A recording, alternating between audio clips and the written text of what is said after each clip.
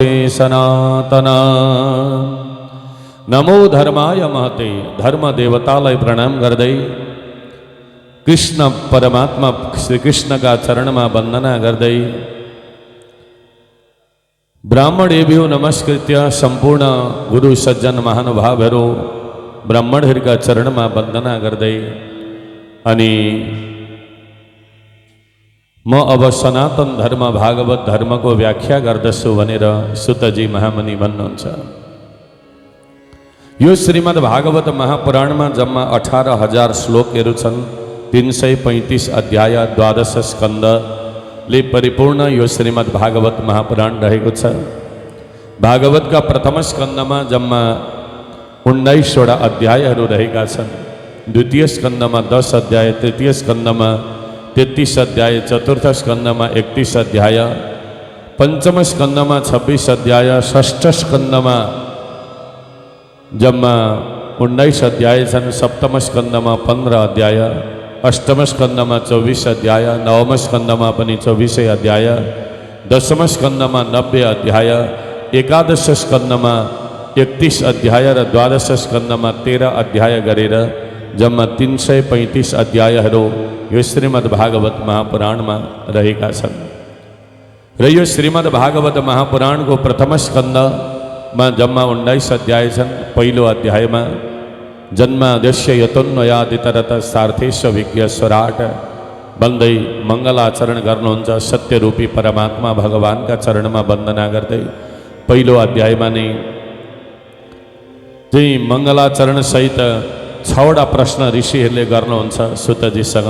दोस्रो अध्याय में 2टा प्रश्न को उत्तर दिनुहुन्छ। तेस्रो अध्याय में भगवान का 24 अवतार को वर्णन अनि चौथो अध्याय में व्यासजीलाई असन्तोष हुन्छ अनि 5औं अध्याय में नारदजीले आएर व्यासजीलाई आफ्नो पूर्व जन्म को कथा सुनाउनुहुन्छ र भागवत लेख्ने प्रेरणा दिनुहुन्छ। 6औं अध्याय में 7 अध्यायबाट महाभारत को युद्ध कथाबाट व्यासजीले भागवतलाई प्रारंभ गर्नुहुन्छ अनि त्यसपश्चात भगवानले अर्जुन आदि पाण्डवहरूका छोराहरू अश्वत्थामाले वध गरिदिन्छन्। बालकहरूलाई, पाण्डवहरूका पुत्रहरूलाई अश्वत्थामाको मणि निकालेको प्रसंग अनि त्यसपश्चात 8 अध्यायमा नै उत्तराले भगवानको स्तुति गर्नुहुन्छ अनि त्यसपश्चात कुन्तीले पनि भगवानको स्तुति गर्नुहुन्छ। 9 अध्यायमा गएर विश्व पितामहले भगवानको स्तुति गर्नुहुन्छ। 10 अध्यायमा भगवान कृष्णले पाण्डवहरूसँग विदा लिएर द्वारिका जानुहुन्छ। 11 अध्यायमा द्वारिकावासीहरूले भगवानलाई स्वागत गर्दछन्। 12 अध्यायमा उत्तराका गर्भद्वारा परीक्षितको जन्म हुन्छ। 13 अध्यायमा पाण्डवहरूलाई असन्तोष धृतराष्ट्रलाई विदुरले आएर तपस्या गर्न लिएर गएको प्रसंग 14 अध्यायमा। 15 अध्यायमा अर्जुनले आएर कृष्ण गोलोकधाम गइसकेको कथा सुनाउनुहुन्छ। 16 अध्यायमा परीक्षितलाई राज्याभिषेक गराएर पाण्डवहरू स्वर्गारोहण जान्छन् अनि 17 अध्यायमा परीक्षितले कलियुगलाई बस्नका लागि 5वटा घर दिनुहुन्छ। 18 अध्यायमा परीक्षितलाई श्रृंगी ऋषिको श्राप लाग्छ। 19 अध्यायमा परीक्षित गंगाका किनारमा गएर बस्नुहुन्छ र सुखदेवजीले आएर भागवत सुनाउन प्रारंभ गर्नुहुन्छ। प्रथम स्कंद पूर्ण हुन्छ। द्वितीय स्कंदमा जम्मा 10 अध्याय छन्। पहिलो अध्याय, पहिलो, दोस्रो, तेस्रो।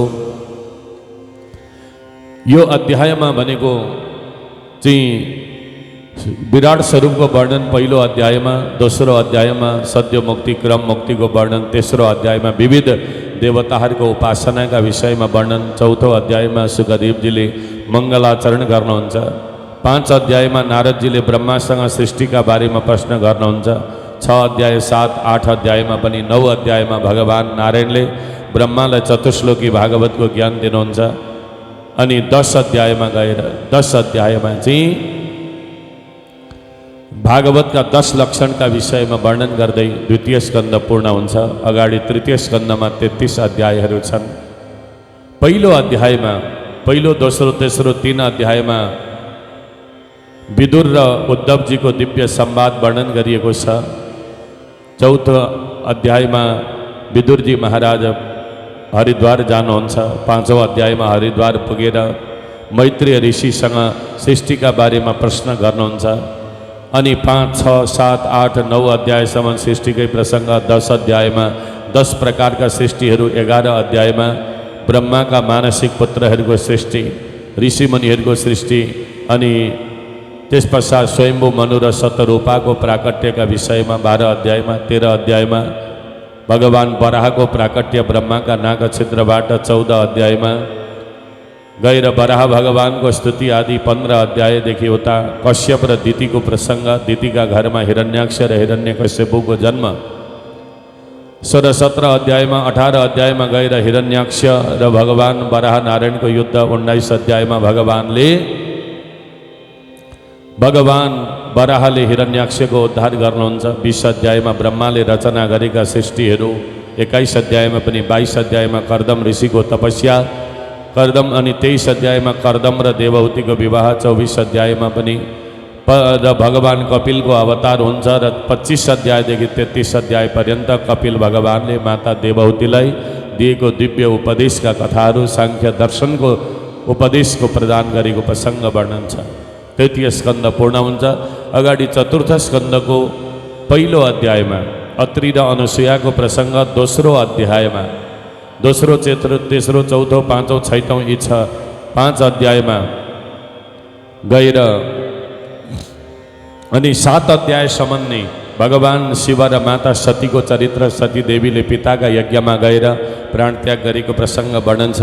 अनि त्यस पश्चात 8 अध्यायमा गएर स्वयम्भू मनुका कान्छा छोरा उत्तानपादका पुत्र ध्रुवजीको चरित्र, 8 अध्याय, 9 अध्याय, 10 अध्यायमा उत्तमको प्रसङ्ग वर्णन छ, 11 अध्यायमा ध्रुवजीको मोक्ष प्राप्ति र 12औं अध्यायमा ध्रुवका वंशीय राजा अङ्गको चरित्र, अङ्गका पुत्र बेनको चरित्र, बेनको शरीरलाई ऋषिहरूले मन्थन गर्दा पृथु र अर्ची महारानीको प्राकट्य र 13 अध्यायदेखि 23 अध्यायसम्म नै पृथु र अर्चीको प्रसङ्ग वर्णन छ। 24 अध्यायमा प्राचीन बर्ही राजाले नारदजीले दिएको दिव्य उपदेशको प्रसङ्ग वर्णन गरिएको छ सजन। अनि त्यस पश्चात 29 अध्यायसम्म 30 र 31मा प्रचेता गणहरूलाई नारदजीले दिएको उपदेश वर्णन गर्दै भागवत भगवानलाई प्राप्ति गर्ने लक्षणका विषयमा वर्णन गर्दै चतुर्थ स्कन्द पूर्ण हुन्छ।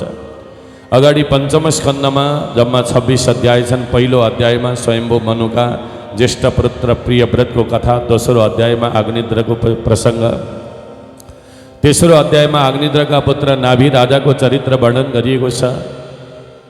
नाभिको प्रसङ्ग वर्णन छ र नाभिका घरमा साक्षात् ऋषभदेव भगवानले अवतार धारण गर्नुहुन्छ। चौथो अध्यायमा 5 र 6 अध्यायमा ऋषभदेवको कथा, 7 अध्यायबाट जड भरतको प्रसङ्ग, भरतजीले काली गण्डकीमा आएर शालिग्राम भगवानको तपस्या गरेको प्रसङ्ग, सेवा गरेको कथा वर्णन छ।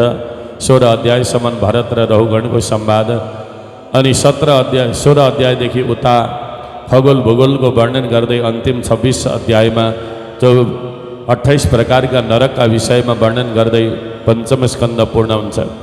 अगाडि षष्ठ स्कन्दमा जम्मा 19 अध्याय छन्। 19 अध्यायहरू मध्येमा पहिलो अध्याय, दोस्रो, तेस्रो, 3 अध्यायमा अजामिल उपाख्यान, चौथो अध्यायमा गएर देवताहरूको प्रसङ्ग वर्णन छ। चौथो, 5औं अध्यायमा इन्द्रले बृहस्पति गुरुको अपमान गर्छन्। 7 अध्यायमा 8 अध्यायमा गएर विश्वरूपलाई गुरु बनाएर नारायण कवचको दीक्षा दिएको प्रसङ्ग वर्णन छ। 9 अध्यायमा वृत्रासुरको प्राकट्य, त्वष्टाका प्रजापतिका यज्ञमा, अनि 10 अध्यायमा इन्द्र आदि देवताहरू र वृत्रासुरको युद्ध कथा प्रसङ्ग, 11 अध्यायमा पनि 12 अध्यायमा ददिती ऋषिको हड्डी मागेर देवताहरूले ल्याएर प्रहार गर्छन् अस्त्र बनाएर, त्यो प्रसङ्ग वर्णन गरिएको छ। 13 अध्यायमा चाहिँ वृत्रासुरले युद्ध मैदानमा भगवानको स्तुति गर्दछन्। 14 अध्यायमा वृत्रासुर को थिए भनेर प्रश्न, वृत्रासुर पूर्व जन्ममा चित्रकेतु नाम गरिएका राजा थिए। अनि उनका पुत्रका कारणले गर्दा वैराग्य भौ शङ्कर्षण भगवानको उनले उपासना गरे र शङ्कर्षण भगवानले विमान दिँदा विमानमा भ्रमण गर्दा पार्वती र शिवप्रति कुभाव राखेकाले 17 अध्यायमा पार्वतीले श्राप दिएर राक्षस बनेको प्रसङ्ग वर्णन छ। 18 अध्यायमा 49 मरुद्गणको प्राकट्यका विषयमा चर्चा छ र 19 अध्यायमा पुंसवन व्रतको उपसंहार गरिएको छ। षष्ठ स्कन्द पूर्ण हुन्छ। अगाडि सप्तम स्कन्द प्रारम्भ हुन्छ। सप्तम स्कंदमा 15 अध्याय छन्।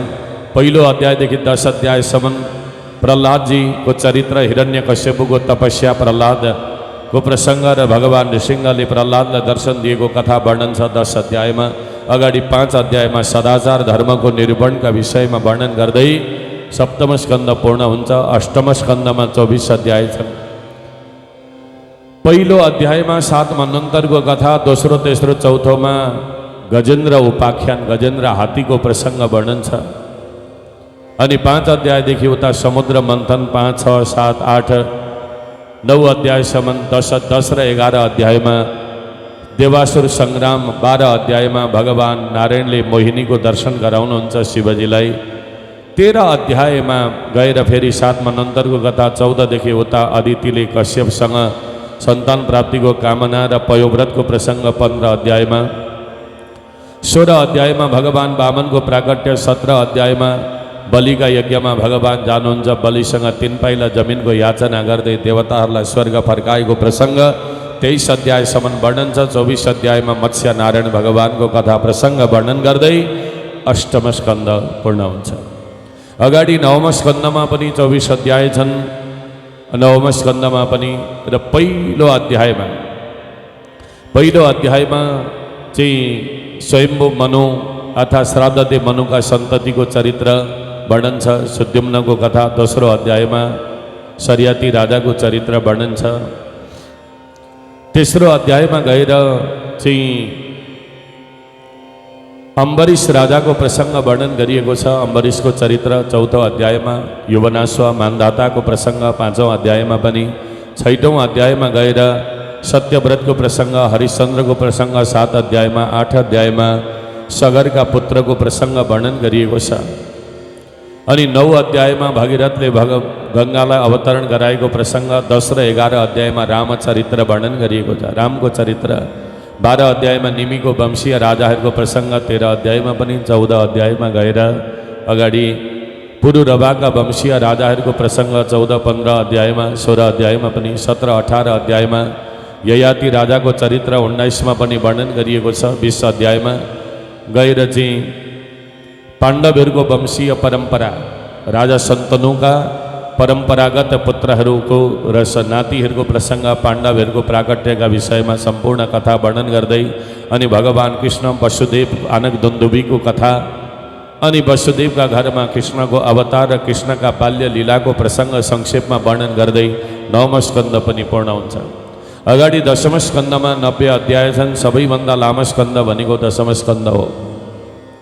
पहिलो अध्यायमा देवताहरू दुखी भएर गाईको स्वरूपलाई धारण गरेर पृथ्वी माता पनि देवताका शरणमा भगवान्ले आउने वचन दिनुहुन्छ। कंसले देवकीको विवाह गरेर विदा गर्दछन् र तेरो काल जन्मिन्छ देवकीका गर्भबाट भनेर आकाशवाणी हुन्छ।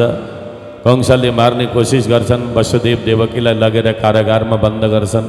दोस्रो अध्यायमा देवताहरूले भगवान्को गर्भस्तुति गर्छन्। तेस्रो अध्यायमा भगवान्को प्राकट्य। चौथो अध्यायमा कंसले जति जन्मेका बालकहरू छन् ब्रजमा सबैको हत्या गर्ने आज्ञा दिन्छन्। 5औं अध्यायमा गएर भगवान् कृष्णको प्राकट्य महोत्सव गोकुलवासीहरूले मनाउँछन्। 6 अध्यायमा भगवान्ले पुतना राक्षसीको वध गर्नुहुन्छ। 7 अध्यायमा सकटबन्धन र तृणावर्तको उद्धार भगवान्ले गर्नुहुन्छ। 8 अध्यायमा गर्गाचार्य गुरुले भगवान्को नामकरण संस्कार गर्नुहुन्छ र 8औं अध्यायबाट भगवान्ले दही चोरी माखन चोरी लीला प्रारम्भ गर्नुहुन्छ। 9 अध्यायमा पनि। 10 अध्यायमा कुबेरका 2 पुत्रलाई खरीका रुखका वृक्ष जीवनबाट मुक्ति गराएको प्रसङ्ग वर्णन छ। 11 अध्यायमा गोकुलवासीहरू वृन्दावनमा बसै जान्छन्। 12 अध्यायमा भगवान्ले गाईका बाछा बाछी लिएर चराउन जानुहुन्छ, अगासुर दैत्यको उद्धार गर्नुहुन्छ। 13 अध्यायमा ब्रह्माले भगवान्का बाछा बाछी र साथीहरू हरण गर्नुहुन्छ। 14 अध्यायमा ब्रह्माले भगवान्को स्तुति गर्नुहुन्छ। 15 अध्यायमा कालिया नाग दमन। 16 अध्यायमा पनि कालिया नागकै वर्णन गरिएको छ। अनि 17 अध्यायमा दावानल अग्निलाई भगवान्ले पान गर्नुहुन्छ। 18 अध्यायमा शरद ऋतुको वर्णन गरिएको छ। 19 अध्यायमा वृन्दावनको, 20 अध्यायमा पनि वृन्दावनको वर्णन छ। 21 अध्यायमा गएर चाहिँ वेणु गीतको माध्यमद्वारा गोपिनीहरूले पुकार्छन् भगवान्लाई। 22 अध्यायमा भगवान्ले चिरहरण गर्नुहुन्छ। 23 अध्यायमा यज्ञ ब्राह्मण पत्नीहरूमाथि भगवान्को कृपा 24 अध्यायदेखि उता गोवर्धन धारण लीला प्रारम्भ हुन्छ। 27 अध्यायसम्म 28 अध्यायमा गएर भगवानले गोकुलवासीहरूलाई, ब्रजवासी वृन्दावनवासीहरूलाई गोलोक धामको दर्शन गराउनुहुन्छ। 29 अध्यायदेखि 33 अध्याय पर्यन्त 5 अध्यायमा रासलीलाको वर्णन गरिएको छ। 34 अध्यायमा सुदर्शन नाम गरिएको विद्याधरलाई काठमाडौँमा पशुपतिनाथको दर्शन गर्न आउँदा भगवानले सर्प योनिबाट सुदर्शन विद्याधरलाई मुक्त गराएको प्रसङ्ग। 35 अध्यायमा युगल गीतको चर्चा। 36 अध्यायमा देवता सारा सबैजना कंसका सेनाहरूलाई भगवानले उद्धार गरेपछि फर्केर नआएपछि कंसले अक्रूरलाई पठाउँछन् कृष्णलाई लिन भनेर वृन्दावन। र 37 अध्यायमा भगवान मथुरा जान खोज्दा गोपिनीहरूले विरह गर्छन्। 38 अध्यायमा पनि। 39 अध्यायमा यमुनाका जलमा अक्रूरलाई भगवानले दर्शन दिनुहुन्छ। 40 अध्यायमा अक्रूरले भगवानको स्तुति गर्नुहुन्छ। 41 अध्यायमा मथुरावासीहरूलाई दर्शन दिनुहुन्छ। 42 अध्यायमा पनि मथुराकै चर्चा गरिएको छ सज्जन। 43 अध्यायमा मल्ल युद्ध। 44 अध्यायमा भगवानले कंसको उद्धार गर्नुहुन्छ। 45 अध्यायमा वसुदेवले भगवानको व्रतबन्ध गरेर अनि पढ्न भनेर भगवान उज्जैनमा जानुहुन्छ। 46 अध्यायमा भगवानले उद्धवजीलाई गोपिनीहरूलाई सम्झाउन पठाउनुहुन्छ। 47 अध्यायमा भ्रमर गीतको चर्चा गरिएको छ। 48 अध्यायमा भगवान कुब्जाका घरमा र एकजना ब्राह्मणका घरमा भगवान जानुहुन्छ। अनि 49 अध्यायमा हस्तिनापुरको वर्णन गर्दै दशम स्कन्धका पूर्वार्धका 49 अध्याय पर्यन्तका कथा पूर्ण हुन्छन्। अगाडि 50 अध्यायबाट दशम स्कन्धको उत्तरार्ध सुरु हुन्छ। दशम स्कन्धको उत्तरार्ध प्रारम्भ हुन्छ 50 अध्यायमा कंसका दुईटी पत्नी अस्ति र प्राप्तिले जरासन्ध पितासँग गएर पोल लगाउँछन्। जरासन्ध युद्ध गर्न आउँछन्। भगवान युद्ध मैदान छोडेर भाग्नुहुन्छ त्यतिखेर। अनि काल्यवन दैत्यको मुचुकुन्दद्वारा उद्धार गराएर भगवान कृष्णको स्तुति गर्नुहुन्छ। मुचुकुन्द राजाले त्यो प्रसङ्ग वर्णन गरिएको छ। अनि 51 अध्यायमा गएर भगवानले मथुरावासीहरूलाई द्वारिकामा प्रवेश गराउनुहुन्छ। 52 अध्यायमा रुक्मिणीले भगवानलाई पत्र पठाउनुहुन्छ। 53 अध्यायमा भगवानले रुक्मिणीलाई हरण गर्नुहुन्छ। 54 अध्यायमा रुक्मिणी र कृष्णको विवाह प्रसङ्ग। 55 अध्यायमा रुक्मिणीका ज्येष्ठ पुत्र प्रद्युम्नको जन्मकथा। 56 अध्यायदेखि उता 59 अध्यायसम्म भगवानले 16,108 विवाह गर्नुभएको प्रसङ्ग। 60 अध्यायमा रुक्मिणी र कृष्णको संवाद। 61 अध्यायमा भगवानका सन्ततिहरूको चरित्र। 62-63मा 64-65मा नृग राजाको चरित्र वर्णन गरिएको छ सजन। अनि काशीराज र पौण्ड्रकलाई भगवानले उद्धार गर्नुहुन्छ। 69 अध्यायसम्म। 70 अध्यायदेखि उता जरासन्धका सेनासहित जरासन्धको उद्धार भीमले गर्नुहुन्छ। अनि पाण्डवहरूको राजस्वी यज्ञ 76 अध्यायसम्म। 77 अध्यायमा द्विविध नाम गरिएको बानरलाई बलरामले उद्धार गर्नुहुन्छ। 77 अध्यायमा यमुनालाई आकर्षण गर्नुहुन्छ बलरामजीले। अनि 79-80 अध्यायमा सुदामाजीको चरित्र वर्णन गरिएको छ। 80 अध्यायमा सूर्य ग्रहण लागेका बेलामा प्रवास क्षेत्रमा सारा ब्रजवासीहरू पनि र द्वारिकावासीहरू पनि भेला हुन्छन्। 82, 83, 84मा वसुदेवजीले यज्ञ गरेको प्रसङ्ग वर्णन छ सजन। 85 अध्यायमा पनि द्वारिकाका लीलाहरूको प्रसङ्ग छ। अनि 86-87 अध्यायमा गएर वेदस्तुतिको प्रसङ्ग वर्णन गरिएको छ। 88 अध्यायमा गएर भगवान श्रीहरिले नारायणले शिवजीलाई दुःख दिने वृकासुर दैत्यको उद्धार गर्नुहुन्छ। 88 अध्यायमा गएर 79 अनि 89 अध्यायमा गएर 88 अध्यायमा नै माता भगवान कृष्णकी बहिनी सुभद्रालाई अर्जुनले विवाह गरेको प्रसङ्ग वर्णन गरिएको छ।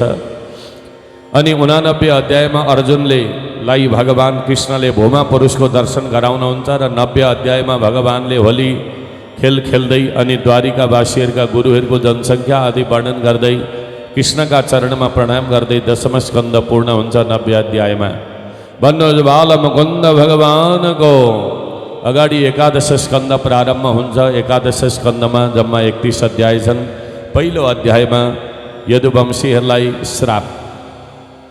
अनि त्यस पश्चात दोस्रो अध्याय, दोस्रो, तेस्रो, चौथो, पाँचौँ 4 अध्यायमा नवयुगेश्वर संवाद। 6 अध्यायमा देवताहरूले आएर भगवानको स्तुति गर्छन्। 7 अध्यायदेखि उता 24 गुरुको प्रसङ्ग वर्णन गरिएको छ र भगवान कृष्णले उद्धवलाई दिएको दिव्य उपदेश 30 अध्यायसम्म 31 अध्यायमा भगवान गोलोकधाम जानुभएको प्रसङ्ग वर्णन गर्दै 11 स्कन्द पूर्ण हुन्छ। अगाडि 12 स्कन्दमा 13 अध्याय छन्।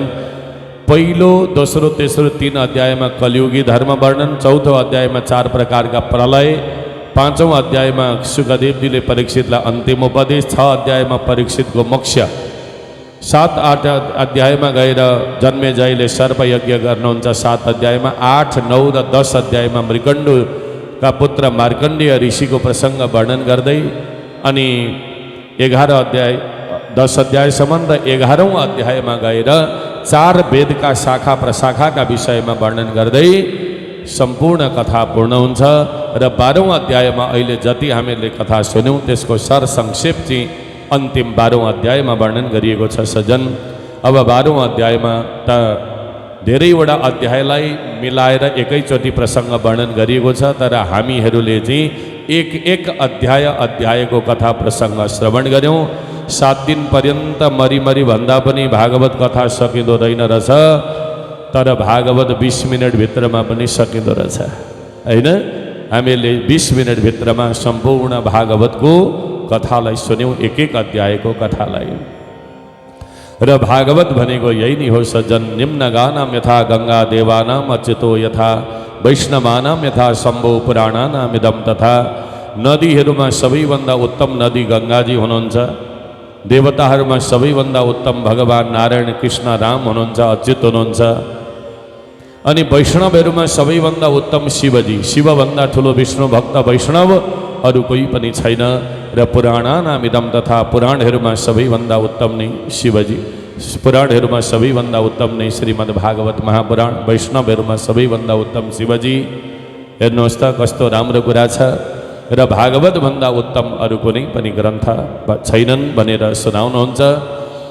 कस्मै येन विभासितो यमतुलो ज्ञान प्रदीप पुरा तद्रूपेण च नारदाय मुनये कृष्णाय दद्रूपेण योगीन्द्राय तदात्मनाथ भगवद्राताय कारुण्यत तत्शुद्धं विमलं विशोकममृतं सत्यं परम धीमहि। यो श्रीमद् भागवत महापुराण सबैभन्दा पहिला भगवान नारायणले ब्रह्मालाई सुनाउनुभयो। ब्रह्माले आफ्ना पुत्र नारदजीलाई, नारदजीले व्यासजीलाई, व्यासजीले सुखदेवजीलाई पढाउनुभयो। सुखदेवजीले परीक्षितलाई गङ्गा नदीका किनारमा सुनाउनुहुन्छ। परीक्षितलाई सुनाउँदा शुद्ध पौराणिक नाम गरिएका ऋषिले पनि सुन्नुहुन्छ।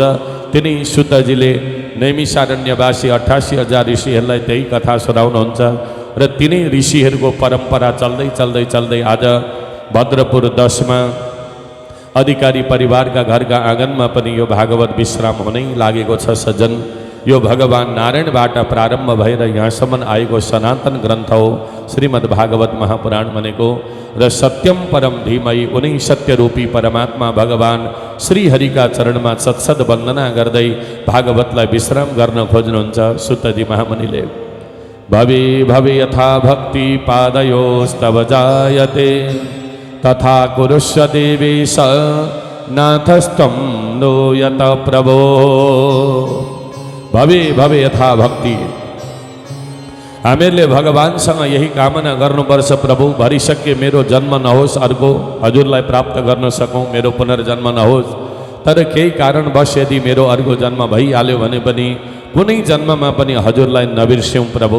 हजुरको याद आइरहोस्, हजुरको भक्ति सदा सर्वदा जागृत बनिरहोस्, हजुरको चिन्तन मनन गरेरै हाम्रो जीवन व्यतीत होस्, हजुरसँगको सम्बन्ध कहिले पनि नछुटोस् भनेर भगवानसँग हामीले यही प्रार्थना गर्नुपर्छ। यही नै मानवको परम कर्तव्य हो। अरूसँग सम्बन्ध बिछोड भएर केही हुँदैन, तर भगवानसँगको सम्बन्ध कहिले पनि नछुटोस्, यही कामना हामीले भगवानसँग गर्नुपर्छ। अब म भागवतको अन्तिम श्लोकलाई उच्चारण गर्न लागिरहेको छु। नाम संकीर्तनम यस्य सर्वपाप प्रणाशनम प्रणामो दुःख शमनस्तम नमामि हरिं परम। नाम संकीर्तनम यस्य जुन भगवानको नाम संकीर्तन गर्नाले हाम्रा सबै पापहरू नष्ट हुन्छन्, जसलाई प्रणाम गर्नाले हाम्रा दुःख दारिद्र्य आपद विपदहरू सबै विनाश भएर जान्छन्। त्यस्ता मङ्गलकारी भगवानलाई प्रणाम गर्दै भागवत विश्राम गर्न चाहनुहुन्छ सुतजी महामुनिले। कति राम्रो कुरा छ। नाम संकीर्तनम यस्य जुन भगवानको नाम संकीर्तन गर्नाले हाम्रा सबै पाप नाश हुन्छन्, जसलाई प्रणाम गर्नाले हाम्रा दुःख दारिद्र्य आपद विपदहरू सबै विनाश भएर जान्छन्। त्यस्ता मङ्गलकारी भगवानलाई बारम्बार प्रणाम गर्दै भागवतलाई विश्राम गर्न चाहनुहुन्छ। यो भागवतको अन्तिम श्लोक अति नै मार्मिक श्लोक रहेको छ सज्जन। म अगाडि अगाडि भन्छु, हजुरले पछि पछि भन्ने कोसिस गर्नुहुनेछ। संस्कृत हो, अप्ठ्यारो होला, जिब्रो नलाग्ला, तर पनि प्रयास भने अवश्य गर्नुहुनेछ। यो भागवतको अन्तिम श्लोक अति नै मार्मिक श्लोक रहेको छ। नाम संकीर्तनम यस्य, नाम संकीर्तनम यस्य सर्व पाप प्रणाशनम, सर्व पाप प्रणाशनम, प्रणामो दुःख समनस, प्रणामो दुःख समनस, तम नमामि हरिं परम, तम नमामि हरिं परम। नाम संकीर्तनम यस्य, नाम संकीर्तनम यस्य सर्व पाप प्रणाशनम, सर्व पाप प्रणाशनम, प्रणामो दुःख समनस, प्रणामो दुःख समनस, तम नमामि हरिं परम, तम नमामि हरिं परम, तम नमामि हरिं परम, तम नमामि हरिं परम। नाम संकीर्तनम यस्य जुन भगवानको नाम संकीर्तन गर्नाले हाम्रा सबै पाप नष्ट हुन्छन्, जसलाई प्रणाम गर्नाले हाम्रा दुःख दारिद्र्य आपद विपद पीडा कष्ट अनि दुर्मरण दुर्विचार दुस्वप्न सबै विनाश भएर जान्छन्। यस्ता मङ्गलकारी भगवानका चरणमा सत्सद वन्दना गर्दै भागवतलाई विश्राम गर्नुहुन्छ शुद्धजीले। त्वदीयं वस्तु गोविन्द तुभ्यमेव समर्पये, तेन त्वदङ्घ्रिकमले रतिं मे यच्छ शाश्वतीम्। उनै परब्रह्म परमात्मा भगवानका चरणमा सत्सद वन्दना गर्दै, उनी बालमुकुन्दका चरणमा मेरा वाणीहरूलाई समर्पण गर्दै म विश्राम लिन्छु भनेर सुतजी महामुनिले भागवतलाई विश्राम दिनुहुन्छ सज्जन। हामी भन्छौँ अधिकारीका घरमा लागिरहेको भागवत सक्यो अरे नि आज भन्छौँ, तर भागवत कहिले पनि सकिँदैन सज्जन। भागवतलाई त विश्राम गरिन्छ, भागवत कहिले पनि सकिँदैन। भागवत चलिरहन्छ, किनकि यो सनातन ग्रन्थ हो। भागवतलाई केवल विश्राम मात्रै गराइन्छ। आज हामीहरूले पनि यहाँ विश्राम गरेका छौँ भागवतलाई, र यहाँ सम्पूर्ण भागवत पूर्ण हुन्छ, विश्राम गरिन्छ सज्जन। र यो श्रीमद् भागवत महापुराणले सबैको कल्याण गर्नुहोस्, मङ्गल गर्नुहोस् भन्ने यिनै कामना गर्दै र सज्जन यो श्रीमद् भागवत महापुराणलाई आयोजना गर्नुहुने भद्रपुर 10 निवासी चन्द्रगढी निवासी निमेश